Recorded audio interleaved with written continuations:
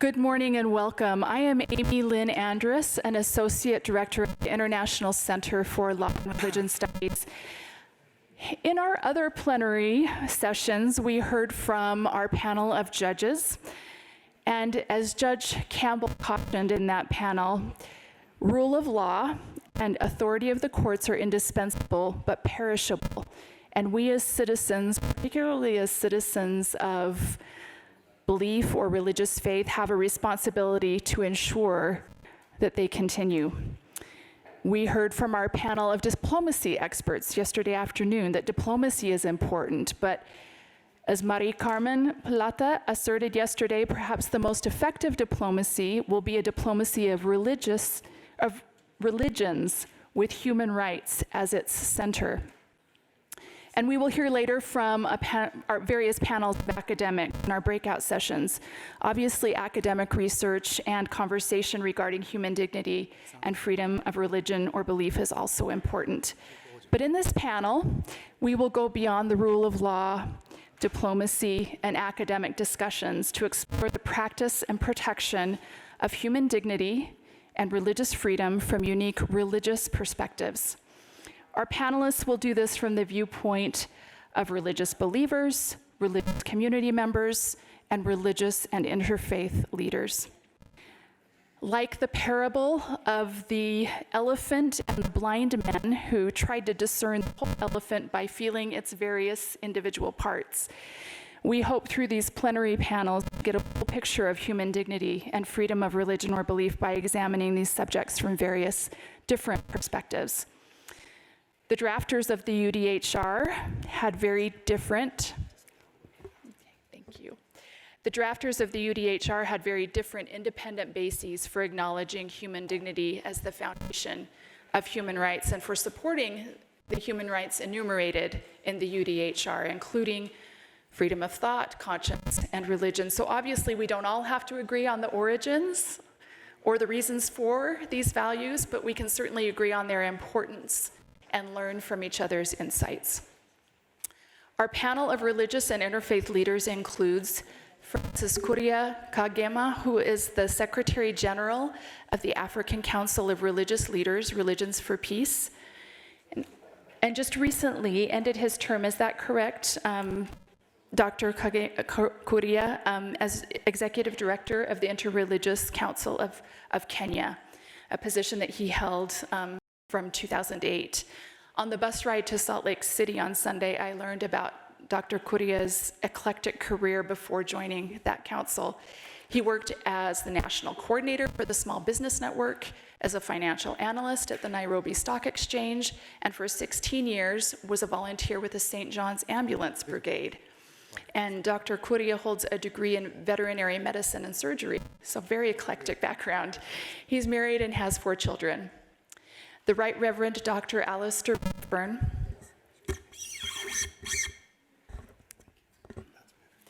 is a bishop in the Church of England. He served as Bishop of Derby, a member of the House of Lords, and chair of the UK Interfaith Network. Currently, he is an assistant bishop in 2 dioceses. He's also chair of the Clewer initiative, which is the Church of England's response to modern slavery, and a trustee of the Amar Foundation, for which he chairs the Windsor Dialogue, a forum that examines freedom of religion or belief, especially for refugees and displaced peoples. And we at the ICLRS have had the great privilege of working closely with Bishop Redfern in that Windsor Dialogue series. Reverend Yoshiharu Tomatsu is currently a member of the Executive Committee of the World Fellowship of Buddhists, headquartered at Bangkok, Thailand. He received his Master of Divinity at Taisho University in Tokyo and his Master of Theological Studies at Harvard University Divinity School. Reverend Tomatsu is the coordinator of Jodu Shu Research Institute Study Group on Bioethics and an associate director at Keio University School of Medicine, associate professor, at that School of Medicine. Since last year, Reverend Tomatsu has been the Secretary General for World Conference Religions for Peace, Japan. Now, we have a series of questions on human dignity and freedom of religion or belief that will be projected on the screen. And We've asked our panelists to consider each question in turn and respond to each in about 2 to 3 minutes. Our student helper here, Isaac, will indicate when 3 minutes has expired and it is time for each respondent to conclude, but we hope by keeping to time that we hear each of the panelists' insights on all of the questions. But we also hope that this also might feel something like a dialogue, that our panelists will feel free to refer and respond to each other's responses. So we'll start with the first question on human dignity. And I'll pose this question first to Bishop Redfern, and we will go ahead and go down the line in order from my left. From your unique perspectives as leaders of religious, interreligious organizations in Japan, Kenya, and England, what are religious individuals and organizations doing in your societies to honor and preserve human dignity? And what might they do better to help honor and preserve human dignity? So there's kind of a descriptive component in that first question and a prescriptive component in that second question. So Bishop Redfern, I'll turn the time first over to you. Thank you very much, Amy. It's great to be here. Thank you for the invitation and this wonderful series of conferences that I've been privileged to come to now for the first time. I've got to be quick, because I've only got 3 minutes. Dignity for me as a religious leader is never a state, it's always a task.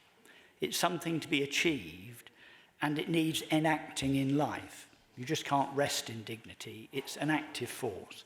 I'm going to give you just one little example of something I'm involved in, which is trying to promote human dignity in the world in which we're set. I work with the Amar Foundation, as you heard, and we have a project working with the Yazidi people in northern Iraq. This wins a dialogue. Brett and some of his colleagues are part of the team that does this project.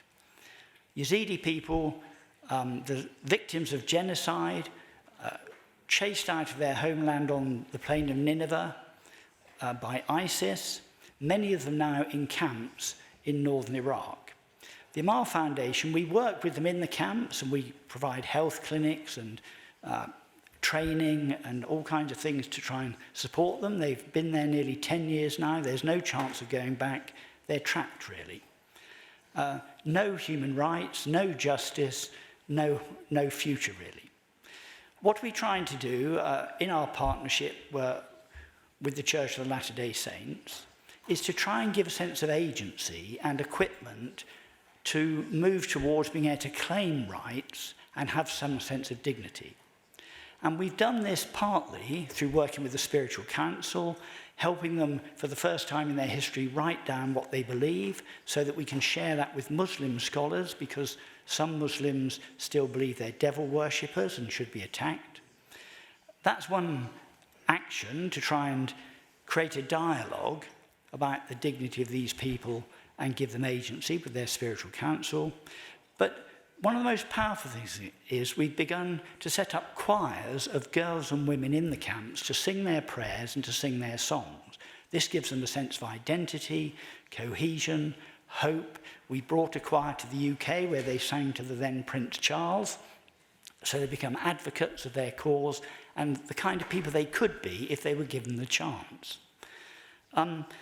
This kind of work is a form of music therapy, really, not in a technical sense, but we had a wonderful concert in London where we had some LDS hymns, some hymns from the Anglican tradition that I'm in about persecution and hope and going forward, and we're learning from the LDS journey with Elder Holland, which we call from the outside to the inside, what are some of the markers and tools we can use to work with the Yazidis to give them similar resilience and hope and a way forward.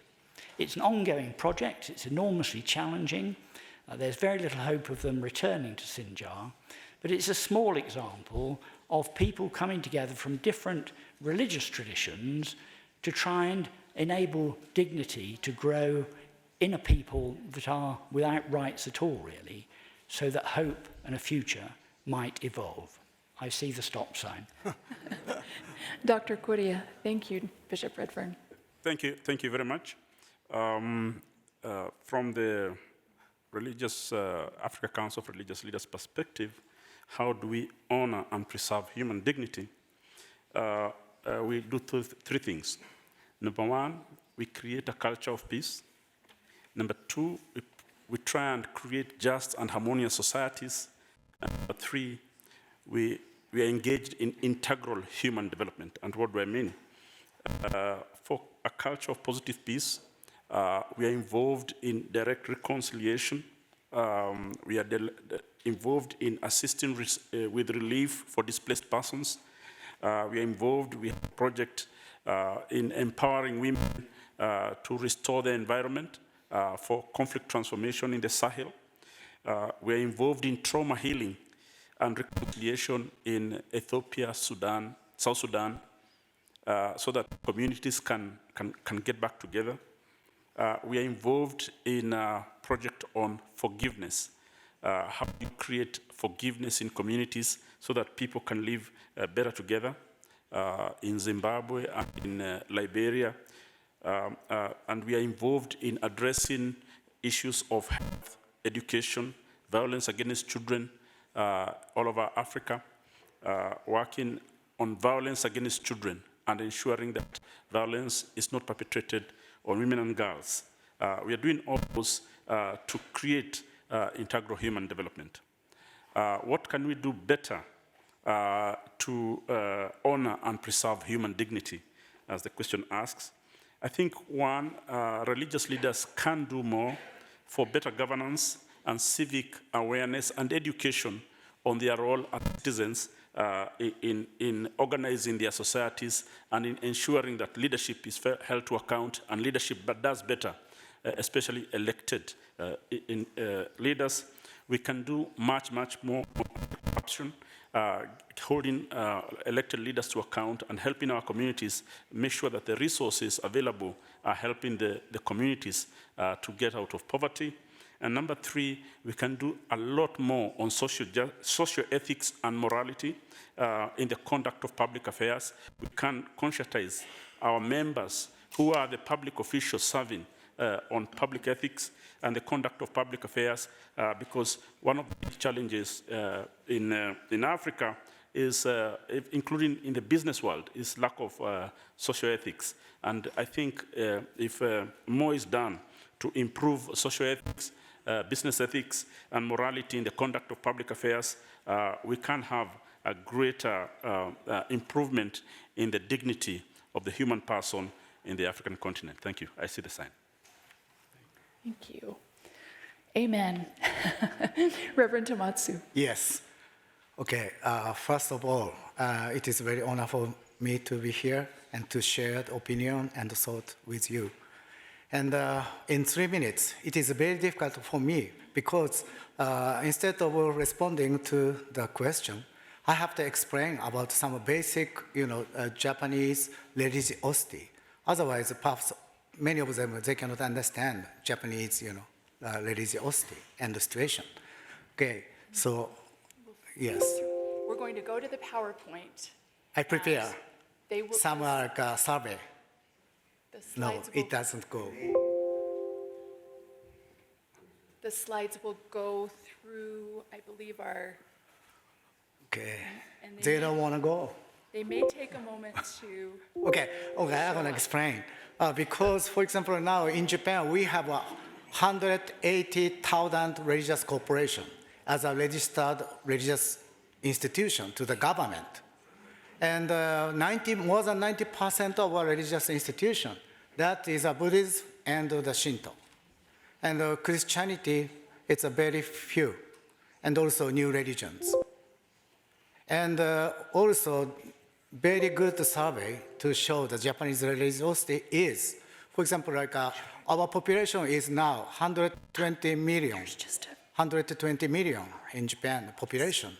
But the population of religious, people means to answer the, I believe Buddhism, I believe Shinto, I believe Christianity.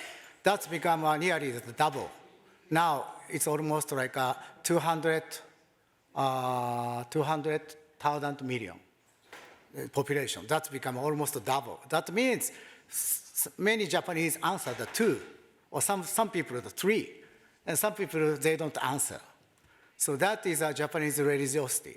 Means like sometimes they become a Shinto, sometimes they become a Christian, sometimes they become a Buddhism, For example, it is a very famous story. When they get kids, go to Shinto shrine for celebration, and also when they get married, they go to Christian church because that is a romantic, rather than the. Those slides are now Oh working. yeah, okay, We'll let you catch up. okay. This is a number of okay. Let's next. Okay, okay. This is the percentage of the Buddhism and Shinto, and this is a very, very, in a sense, very complicated and twisted some survey, because this is like, actually how much Japanese people trust social institutions. Number one is a hospital. I believe that must be court, because they give a death penalty in Japan, right? And finally, all Japanese followed court decision. But the worst was religious organizations. The reason why, because this is just after Om incident. Do you know that Om is a cult? They did something like the terrorism in a subway line, and they killed more than 30 people by sarin gas. So many Japanese feel, okay, what means, that stop. But anyway, so that means religious organization is, trustee is very low as an organization. But that's very different from Japanese people feel something like a religion is very important. But religious organization is a separate things. And next, that is a very interesting, because to same people, we ask that each religion's trustworthy. Means like Christianity is in 10 years the increasing the people who trust Christianity. That means most trust, and anyway, so trust. That means like little bit 40% of Japanese trust Christianity, Christian church. However, new religions trust 1%, and so trust means less than 5%. But instead of this, Shinto shrine, it's almost less than nearly 55% they trust.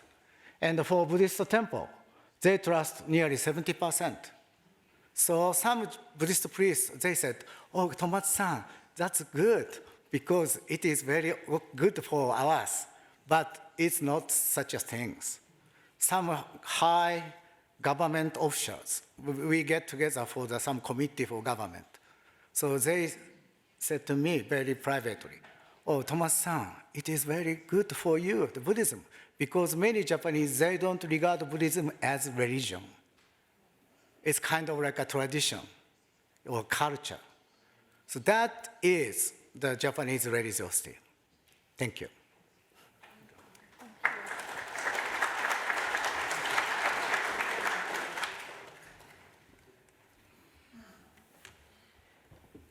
We'll go ahead and move on to our next question, which relates more to freedom of religion or belief.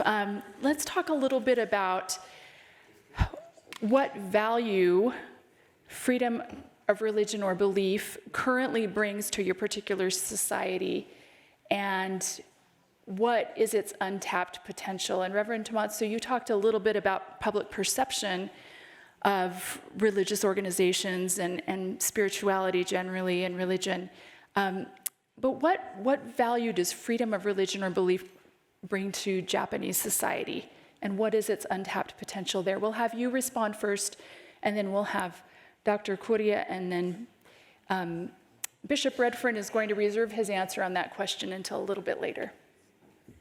Okay, me first? Yes. Okay, actually this morning I understood there is no Japanese translator.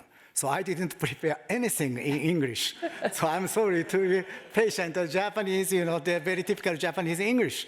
But anyway, I try to do my best. And actually, for example, like in Japan, many Japanese, they don't have any specific consciousness on freedom of religion. Because for many Japanese, I would say it is not so much important religion itself. But in our culture, our daily life, it is very rooted. For example, like when Japanese meet each other, we say, instead of how are you, no, we ask how are you? So no, we don't answer, I'm fine, okay. But we said, okage-sama de. Okage-sama means because of you, because of nature, because of many things, we supported things, we are okay. So that means based on the Buddhist teaching of interrelatedness, interrelatedness. So that is many Japanese. They don't have any specific consciousness on Buddhism, but many Japanese answer like that. And so that means, so freedom of religion or the freedom of speech is a very, very, in a sense, like a,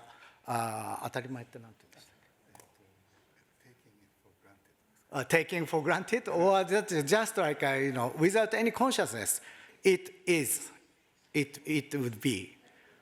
But, and also the reason why, because we had a very serious religious oppression just until like 1945, for a long time, particularly for Christianity, serious oppression, for a long time.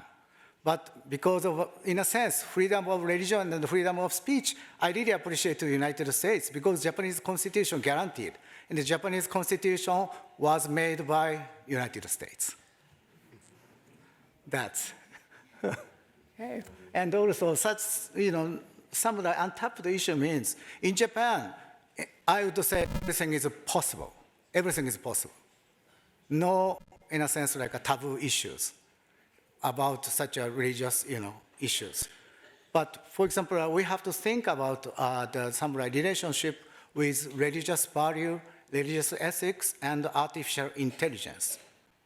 What is our human being, the core of the human being, and also spirituality? In what extent we can use the AI? So next year, as a World Council for Religion and Peace in Japan, we hosted like the batch camps, the team to discuss about international symposium on AI and religion next year in Hiroshima. Perhaps again, so in that case, we're gonna inform the result through the Mochizuki-san to your institution. Thank you. Thank you. I'd like to ask some follow-up questions. I don't feel like I can, but I'm interested in that transition from the oppression in the past to you feeling like there's just this spirituality and interrelatedness ingrained socially, and was it always there, and was that just simply oppressed, or is that something that's been developed recently, since the development of the Constitution? And maybe I'll have to ask you to answer that in the hallway with me afterward.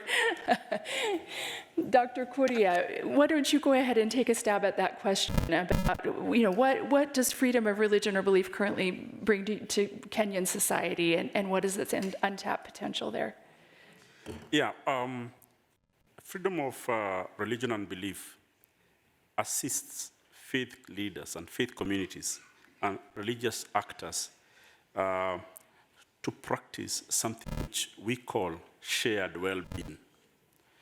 The value of freedom of religion and belief is to give substance to the whole concept of shared well-being, which can best be expressed by love thy neighbor and welcoming the other.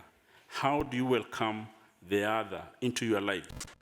How do you welcome the other into your communities? How do you welcome the other into your countries? It is through that sense of shared well-being and being able to recognize the freedom and the inherent dignity of the other person. And number two, it provides opportunity. Freedom of religion and belief provides opportunity to discuss inclusivity. How do we include those who are excluded? How do we include those who are marginalized? How do you hold dialogue with those who are different? So freedom of religion and belief is an important tool to ensure inclusivity in society.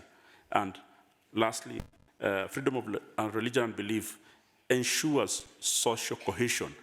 The biggest, it is the glue for social cohesion. Unless there is freedom of religion and belief and thought and conscience and expression, there cannot be social cohesion because people will always be different. And if you see somebody who is different and there is no freedom to express themselves, then there can be breakdown of social cohesion.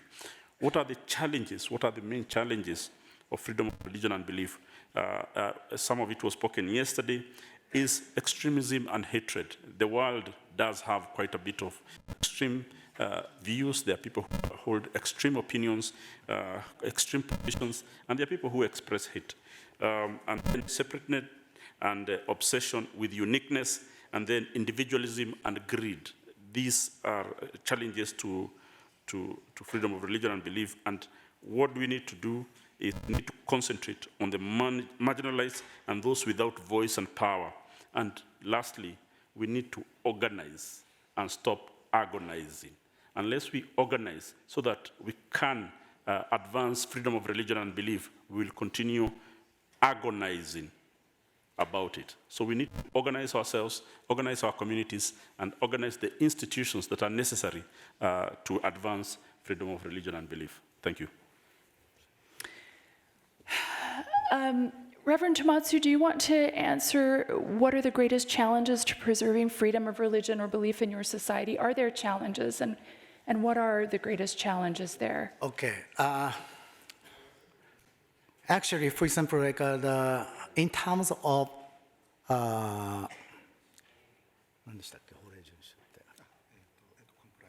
compliance, that is very important for religious organization. As long as we have a compliance, and also we need three matters by religious law.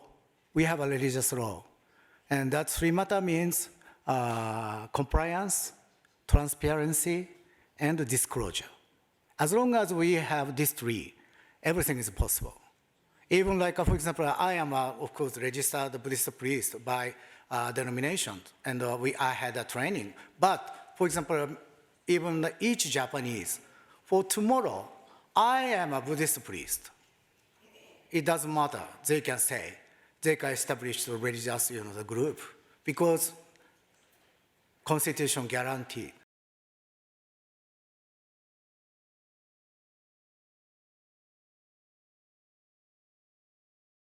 We cannot evaluate, this is real, this is good, or this is bad, or this is false. We cannot say that, because each person's understanding of religion has a dignity in Japan.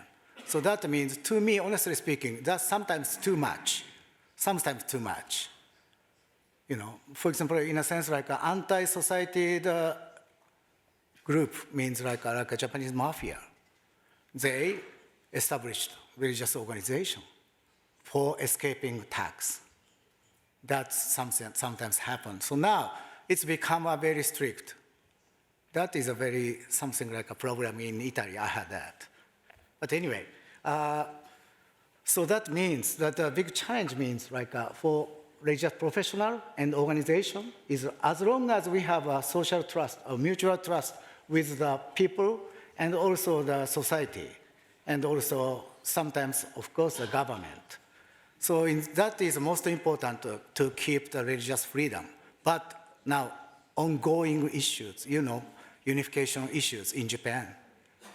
But before, we just, government ordered dissolution of the religious corporation only by violation of criminal law. But this time, Prime Minister answered to the Diet House recently, even the violation of civil law, if the damage or the big problem for the people and the society, that is two conditions. It's widely done, and also continuously done. Two conditions the government can force dissolve religious cooperation. And this week or next week, the 12th, we have an official meeting. I'm a government member to decide, yes or not. So that means that is ongoing. And if that is some turning point of our religious freedom, I believe. Thank you. Thank you. Thank you. We'll turn the time over to Bishop Redfern to respond to some of these questions about religious freedom or belief collectively. Okay, thank you. I have to explain, I negotiated with Amy that could I answer them in a job lot, these three in this section, rather than together. So she's given me that space and a little bit more time. So what I want to suggest is that the UN Declaration on Human Rights is an enormous achievement in principle, but as we've heard in this conference, it's failing and it's getting less effective, really. It's not really delivering, despite the heroic efforts of the judiciary and others we heard about yesterday. And I just want to explore why it's not delivering and why actually it's religion that's missing and could make all the difference to achieving the aims that the Declaration is trying to do. And it's because it's essentially a political document. Any of you know your history from Hobbes and Locke and people like that in the 17th and 18th centuries come the idea of the individual having rights in terms of property, that is, possessing something. And we think of rights as possessing something for me. That's what rights has come to mean. That's the basis of democracy. I possess a right to vote. We possess rights. That's a political statement, to possess rights. The democracy based on the right to vote is dissolving, I think, across the world as we speak, into friend and enemy rather than different perspectives trying to negotiate and everybody trying to build walls around their own little kingdoms. Nations are under pressure from within because of those reasons. So rights as a possession for the individual, for the nation, for the group, for the religious group, rights as a possession is a political way of thinking and a civic way of thinking. And some of you know that a lot of modern philosophers, Foucault for instance, would say that politics is about systems of knowledge that are controlled by certain people and traditions and trap everybody in them. And Marx would say that a lot of social life is about systems of organisation that are controlled by certain elements and wealth and trap everybody else in them. So that although on paper we might have rights that I possess, in fact I have no opportunity to express my rights because I'm controlled in knowledge systems and social and economic systems that I have no leverage on, really. And that's the world, I think, that the UN Declaration is trying to battle with. And so what I just wanted to suggest is, and invite us to think about, Brett's initiative about this Dignity Day, I think could open up a whole new way in which religion could contribute to this impasse, where rights are something that I possess but I can't exercise because others control the systems of knowledge and social and political organisation. Of course, dignity is very difficult to define. It comes from a Latin word dignitas, which means worth. And in Roman times, you established your worth, so it wasn't your right. You became the worth you were. But I think the genius and revolution of religion is that worth isn't something any of us can establish and control. Our worth is a gift. Your life was a gift from your parents, from your family, from your community, from your language, from your culture, from your faith. What religion understands is that as fragile human beings, we live by receiving the gift of grace. The breath in our lungs, the world we inhabit, is gift. It's gift. And therefore, in a sense, although we claim rights in that political way, essentially as human beings, we're a spiritual person. There's a spirit in us that lets us know that my life is a sheer gift and your friendship is a sheer gift. It's a spirituality that we have to cultivate. And therefore, religion works not just through politics, how do we organise our knowledge systems and our social and political life,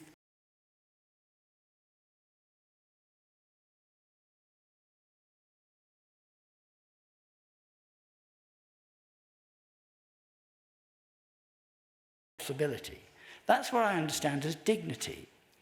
It's a gift from God, a gift from other people. And because my worth is given to me, my responsibility is to receive my worth and give it back to God, love God, and give it back to others, love my neighbour.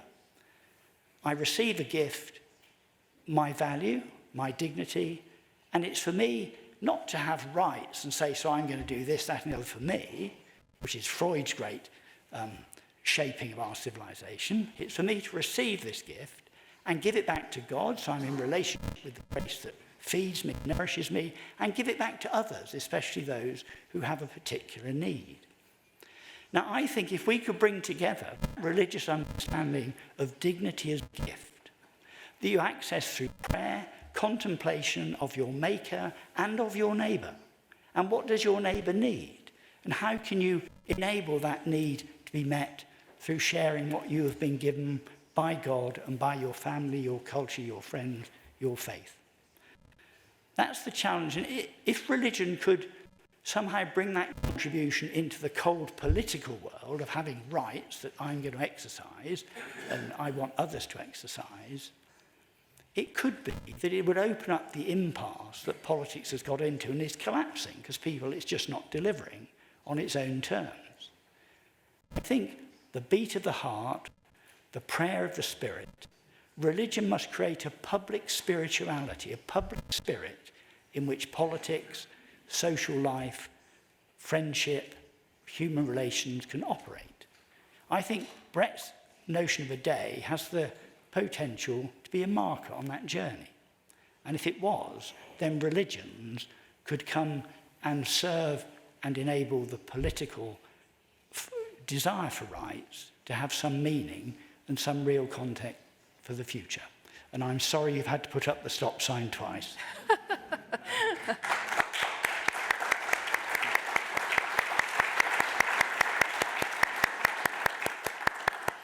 I'll let Reverend Tomatsu and then Dr. Kuria respond to Bishop Redfern's thoughts, and then I have a follow-up question myself. So, Reverend Tomatsu.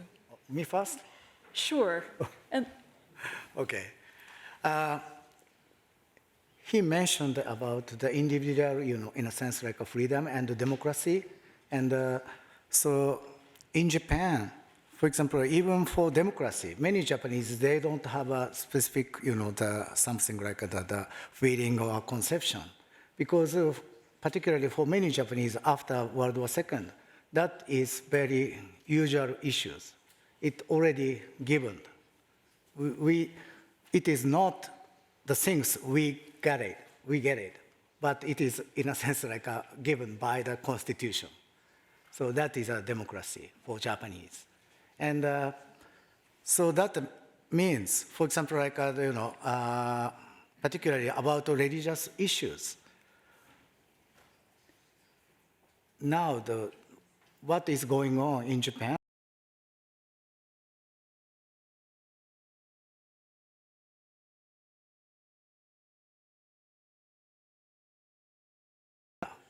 And we have 75,000 temples. But even sometimes, like many Japanese, complain to the headquarters, us. For example, like my temple really forced a big money for donation. I cannot do it. That is, the member said, it is against Buddhist teaching. Yes, we do. But we cannot have any forced the power. We cannot control because each Buddhist temple is registered religious corporation. They have their own, executives, and they have their own rights to decide how to organize. So that means, I would say that as a Japan Buddhist Federation, but each temple has each values. So very, yeah, they have their own way to manage. So that, and because of this constitution, for example, like, the big denomination has, for example, like a Soto Zen sect, they have 15,000 temples all over Japan. But it is very easy to quit such affiliation. Just declare, and with the document of the executives of each temple. We just, separate from a denomination. And the denomination, we don't have any power to stop it because Constitution guaranteed freedom of religion. But I would say, this is very sorry, but many things happen because of money matter. Because of money matter, they quit denomination. Because if they have a branch of the denomination, for example, they borrow the money from the bank, the denomination showed some the agreement. Otherwise, the bank, they never give the money. So that means very easy to get money to, in a sense, to do, in a sense, very critical things or the very dangerous things. So they quit the denomination. No one can stop. Denomination cannot stop it. Government cannot stop it. Everybody understands this is not a good matter, but no one can stop it because of freedom of religion. Thank you. Dr. Kuria, your thoughts? Yes, I want to agree a great deal with the bishop that the exercise of the freedoms guaranteed under the Universal Declaration of Human Rights have been a challenge. And they have been a challenge, especially in Africa. That's why in the recent past, you have seen coups in Africa being celebrated because governments have been unable to guarantee the civil rights, the human rights of their citizens. And why? Because many people consider these governments to be illegitimate and puppets of Western corporations and other institutions. So the political organization has been unable to deliver on human rights. And we are agreeing in Africa that shared well-being as expressed by what we call Ubuntu or Utu, that I am because you are, is the only solution, is an ideological solution to ensure human rights and human dignity is respected in Africa. And I agree, and I think it's very important of a social conscientization of dignity as a gift that you cannot become because of your own effort, because you do not manufacture your own oxygen. You cannot manufacture your own environment. This is a shared space, and therefore it is a gift you receive, and therefore it is important that the religious leaders and religious institutions start conscientizing their communities on the shared well-being as a prerequisite for human dignity, as a prerequisite for their own dignity. Because unless you recognize that it is not by your own effort that you receive your human dignity, but also because of the effort of others.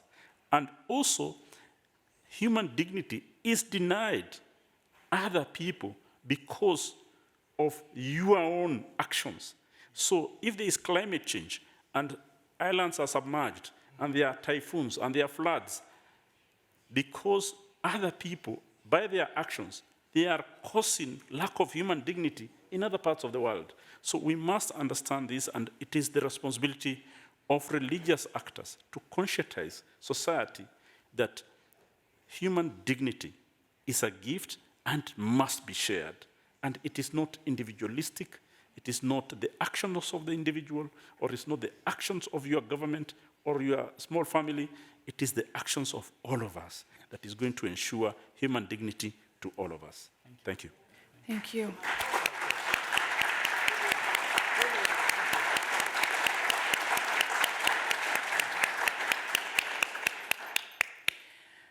Dr. Kuria, you talked a little bit about how in Kenya, freedom of religion or belief provides the opportunity to discuss inclusivity and to foster inclusivity.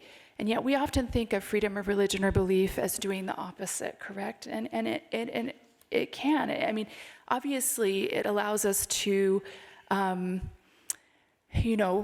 retreat in a way to our own corners with those who believe the same way we do and worship in those corners and serve in those corners.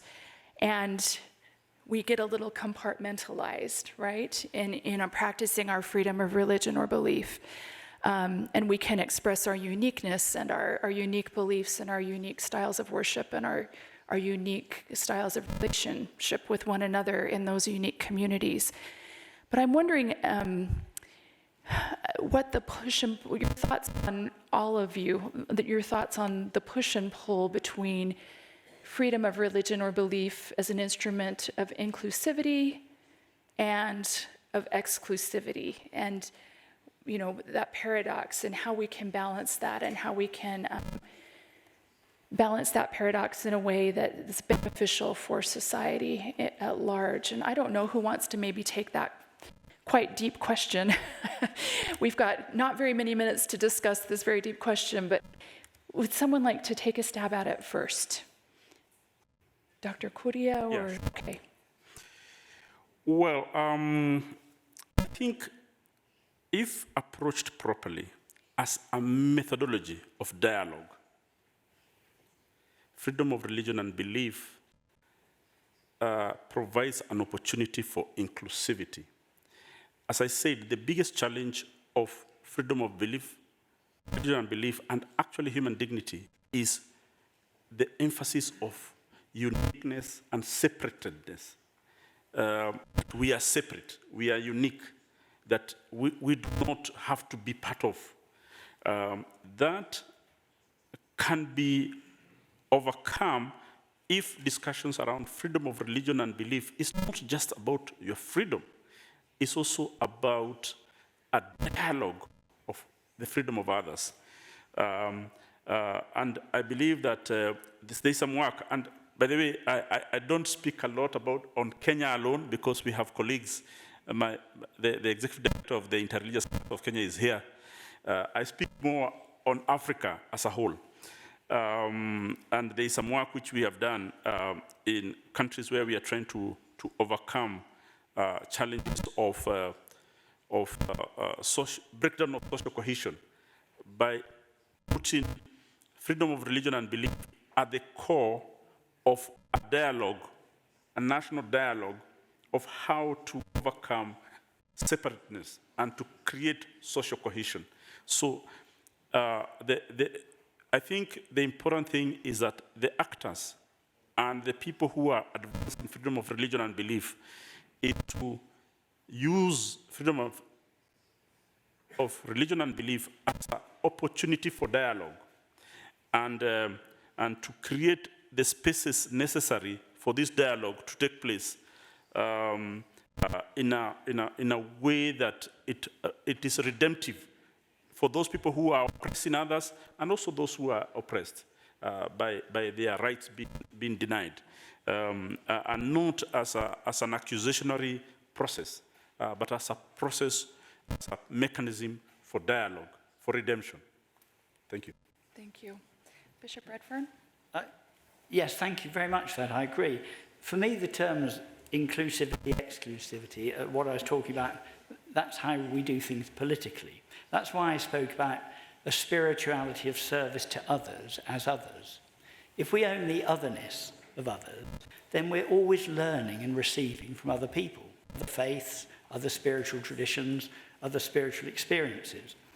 I'm part of the established church of the Church of England, and by law, everybody who lives in a parish in England can claim to be a member of our church. They can just come and claim membership. That's the law.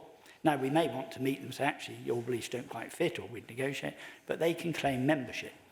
And that's because there's a kind of theology that when our church came out of a terrific battle in the Reformation between Catholics and Protestants and Puritans, there was developed what was called a theology of participation.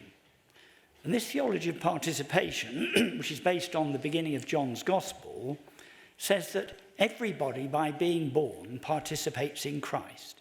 All life is in him. That's a fact. That's what we believe. Everybody participates in Christ. What they do with that, how they interpret it, if they want to deny it, is up to them. And God has seemed to made us in so many different ways. All these complexities arise that we're working at. But my faith is that because underneath all of us participate in Christ, there is a foundation and a hope and a way of persevering in the conversation and the dialogue to dig into that deep mutual participation and find a spiritual connectivity that we will never probably properly express in words and doctrines and things that will still always divide us. So I don't ever see a great coming together of the whole world in a one active, identical community, but I do see the possibility of the spiritual commitment to engagement and listening and learning together, through which we can survive the complexities that God has made in us and through us, and work with them creatively. Thank you. Reverend Tomatsu. As to inclusiveness and exclusiveness, particularly in Japan, that is very important. Because, for example, like as another survey, what kind of a religious professional you can trust? Number one is Christian people. Many Japanese understand Christian people is a very religious and very trustworthy. Worst is a Buddhist priest. It is very shame to say, but that is true because of many money matters. And but for example, like in Japan, Christianity has had a big contribution, particularly for education and medicine. After Meiji era means almost 150 years ago, Christian came to Japan, and but even though, for example, my wife graduated from Sacred Heart, from elementary school to university, but she became a wife of the Buddhist priest. And many Japanese appreciate to the Christian organization in terms of education and the medicine, and also sometimes like the grief care. But they don't become a Christian because once, for example, like the Japanese, some Christian church forced the Japanese people, if you become a member, please don't go to Shinto shrine. Please don't go to Buddhist temple. Please don't go to other religious action. So that it means for Japanese, it is very near to say you have to die. Because as a community, if you as a community members, you have to respect other people's religion and also the custom. So when some people died, they have to go to the Buddhist temple to pray for that. But if by strong faith or exclusiveness, you should not go.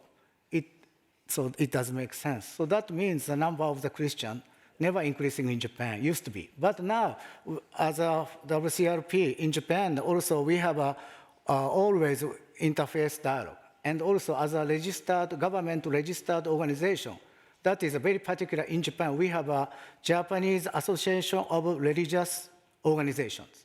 That including the Christianity, Shinto, new religions, and also the Buddhism, and the other new Shinto groups. That is an official one. So that means we cooperate each other. But sometimes, for example, LGBTQ issues, Shinto has a very strong principle. They never accept that.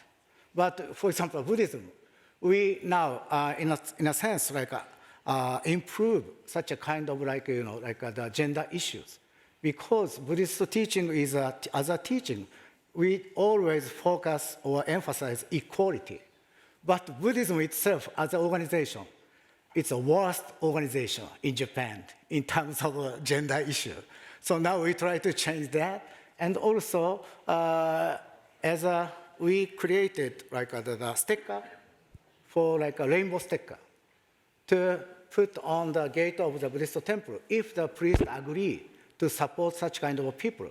So they can safely come to the temple to ask or to consult, because some of the Buddhist priests, they are gay, and some of the Buddhist nuns, they are lesbian.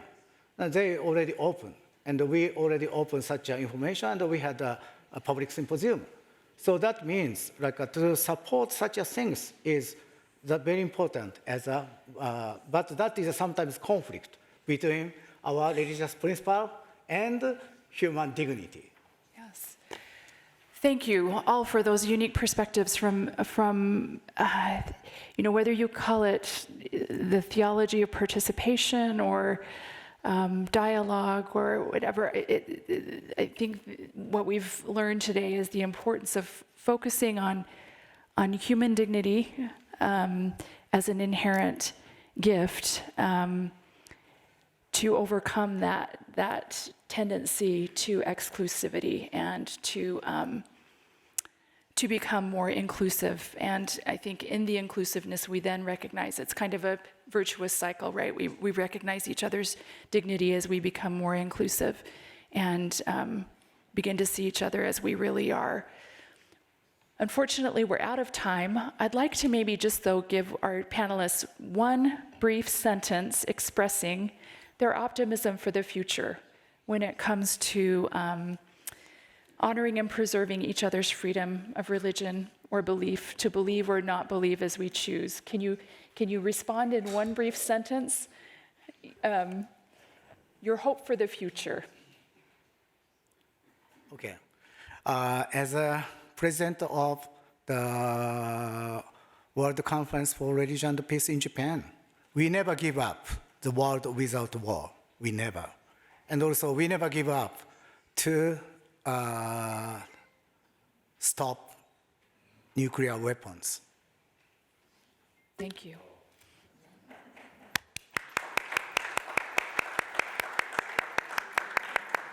Dr. Kuria? Yeah, my hope lies in the commitment of individuals for a better world. There are more good people in the world than evil people. And the promise of God that good will overcome evil. That's my hope.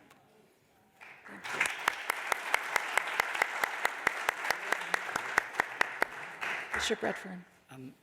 I think my final thought would be that human hearts are deeper and stronger than human systems allow, and we must have confidence in the former to change the latter.